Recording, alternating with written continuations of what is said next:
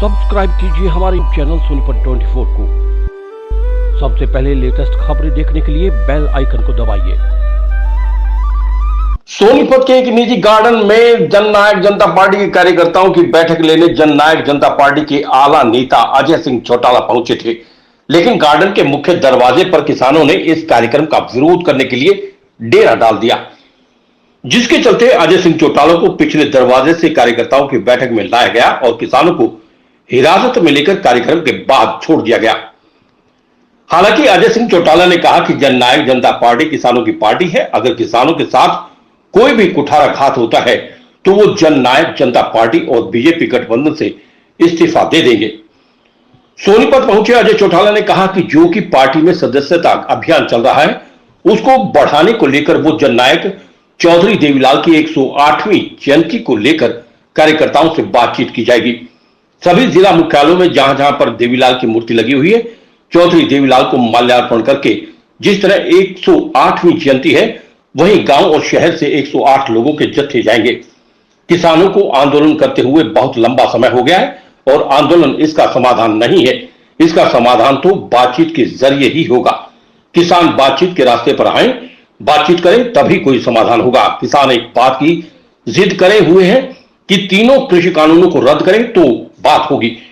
कानून तो हमेशा बनाने के लिए होते हैं, वापस लेने के लिए नहीं होते। अगर कोई चीज उनको ठीक नहीं लगती तो उसका बदलाव कर सकते हैं। प्रजातंत्र में इन लोगों का आंदोलन करने का अधिकार है। वो अपना काम कर रहे हैं और हम अपना कार्य कर रहे हैं। किसान के हित हमारे लिए सर्वोपरि है।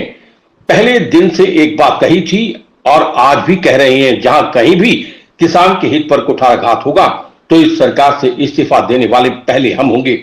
किसानों की अनदेखी नहीं होने दी जाएगी। सुप्रीम कोर्ट ने एक रास्ता खुलवाने के लिए किसानों को कहा है। किसान नेता वीरेंद्र ने कहा है कि जब जेजेपी और बीजेपी के नेताओं को पता है कि सिंगू बॉर्डर पर किसानों का आंदोलन जारी है और वहीं जेजेपी नेता अजय चौटाला सोनीपत में आज दावत पर आ रहे हैं, तो किसान भी यहां पर उनका विरोध करने पहुंचे हैं। और जब तक तीनों कृषि कानून वापस नहीं होंगे तब तक बीजेपी और जेजेपी के नेताओं का विरोध जारी रहेगा।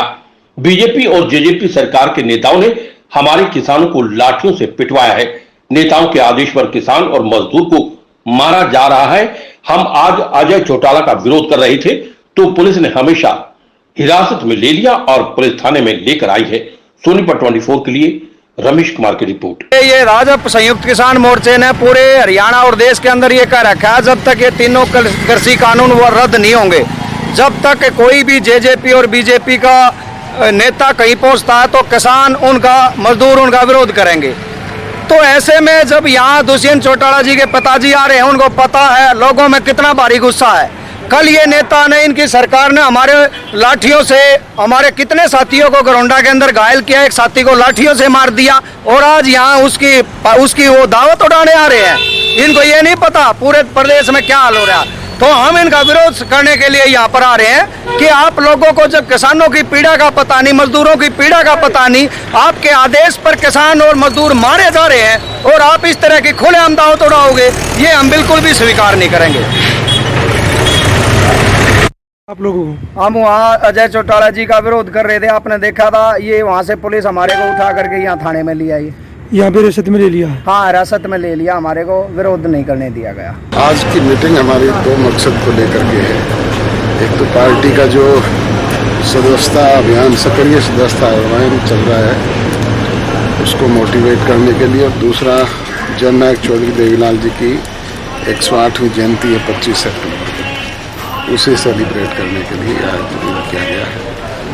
इस तरह से जो 25 तारीख के दिन सेलिब्रेट की जाएगी जो देवीलाल के सभी जिला मुख्यालयों पे जहाँ जहाँ चौधरी देवीलाल के स्टैचूज लगे हुए हैं उन पे माल्यार्पण करके, क्योंकि 108वीं जयंती है इसलिए हर गांव से, हर शहर से 108 के जत्थे जाएंगे और उन्हें माल्यार्पण करेंगे। अजय जी, किसान आंदोलन को लेकर गंभीर जो एक कमेटी का भी गठन किया गया रास्ता खोलने को लेकर, उस तरह जननायक जनता पार्टी किस तरह से अब सरकार के साथ अपनी जो आंदोलन करते हुए तो लंबा समय हो गया।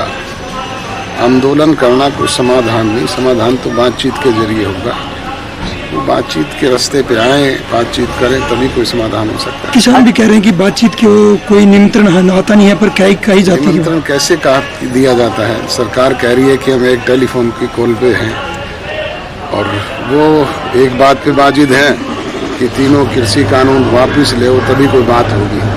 तो कानून तो बनाने के लिए होते हैं, वापस लेने के लिए नहीं। अगर कोई उनको चीज़ सूट नहीं करती है तो उसमें अमेंडमेंट हो सकते हैं। अजय जी लगातार जननायक जनता पार्टी और जितने भी बीजेपी के आला नेता हैं उनका विरोध प्रदर्शन है वो संयुक्त किसान मोर्चा के आह्वान के बाद हो रहा है। जिस तरह से करनाल में हुआ, प्रजातंत्र में ये उनका अधिकार है, वो अपना काम करें, हम अपना काम कर रहे हैं। सरकार जेजेपी जो पार्टी है वो सरकार के साथ किस तरह से तालमेल बिठाकर अब इस समाधान की कोशिश कर रही है? आपको कोई तालमेल में दिक्कत नजर आ रहा है?